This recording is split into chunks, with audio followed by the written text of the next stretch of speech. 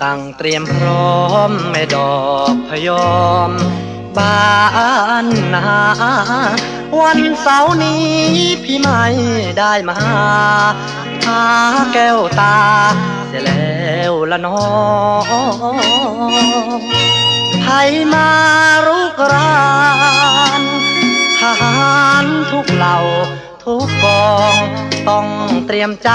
ไว้คอยปกป้องทิ้งกรมกองไปไหนไม่ได้ระเบียบทหารข้าราชการจำเป็นเห็นใจด้วยคนสวยเนื้อเย็นมันจำเป็นว่าเรื่องไหนๆพี่นอนคันหนึ่ง